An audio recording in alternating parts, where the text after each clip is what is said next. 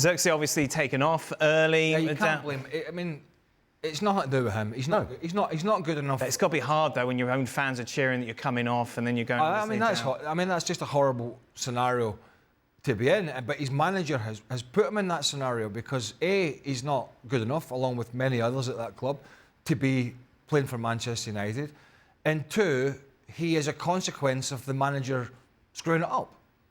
He screwed up. His tactics were terrible. Right. Terrible. And they got absolutely horsed in the middle of the park, and then he had to make a change. And by the way, even at 33 minutes, he was too late making that change.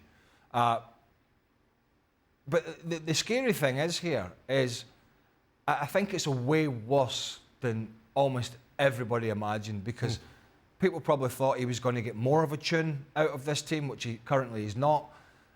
Everybody's now talking about transfer windows with January and the summer and how many. I mean, that's how rotten. Yeah. That's how rotten it is, and I bet every sort of networking show covering this Manchester United team will be asking the same thing. Is like, how many players would you keep? And I don't care if Agate's in the stand, and I don't care about Bruno Fernandes being in the stand. Are you really going out on a limb and saying, well, we'll hang the hat on Bruno Fernandes? Yeah. Because he's a liability. He's a talent, but he's a liability. So, you know, they've got defenders that are incapable of defending now. I'm not a big fan of the goalkeeper, for being honest.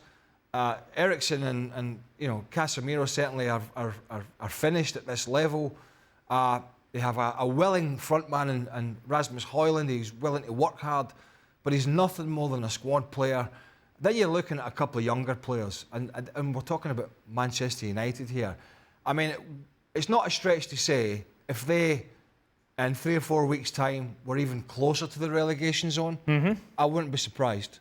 I would not be surprised if we were talking about them being just a couple of places above the relegation zone, because when you see teams like Ipswich, who we'll talk about, being able to raise a gallop against Chelsea, when you see some of these teams down the bottom that are at least able to roll their sleeves up and try and get a result, then why would Man United not be getting dragged back down into this relegation dogfight, which I think currently probably going to be. Next up, Liverpool Anfield.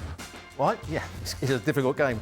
You know, one of the manager's jobs when he comes in is, I spoke about it yesterday, you've got to make the good players, the people that are playing well under Ten Hag, you've got to keep them playing well. 2 players that were playing well, and they said they're the 2 players that they're going to build their, or 2 of the 3 players they were going to build the side around. Menu hasn't played the same under Amorim, and Garnacho now is almost like they throw him on as a last-minute sub. Who did nothing when he came on. Who's done nothing. Yet they were the 2 players everyone was talking about being the future of Manchester United. He's come in and made them worse. So that's not good management. This goes. I saw a picture the other day. I can't remember. It was the last game that they lost, because they just lose so many now. Bournemouth. I can't keep up. It was Sir Jim Ratcliffe with his head in his hands. But you know what? I absolutely blame them as well. Yep. Because not that things were going to be perfect, but things would not have been as bad had they not sat in their backside in the summer and gave us all this twaddle about, you know, Erik Ten Hag being the man and that. And so they wasted months and millions more on substandard players with a substandard manager at a football club he should never have been at. It was crystal clear after 12, 18 months or so. And yet this new sort of fantastic visionary investment. One that they've already sacked. One of the people they brought in, they've already sacked. They talked to every Tom, Dick and Harry about taking the job, went out and spent more money, and then when the fire's burning away, they just sack him and then bring in Ruben Amorim when more damage has been done.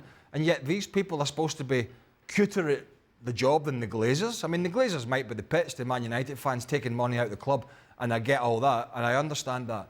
But what have Ineos and all the cronies that are around Ineos advising, what have they done at the moment of any positive consequence at the club, apart from the crazy, ludicrous decision they made in the summer, which was to let Ten Hag give him a new deal and let him roll on. Based on one game, a cup final. Yeah, based on one game, a cup final.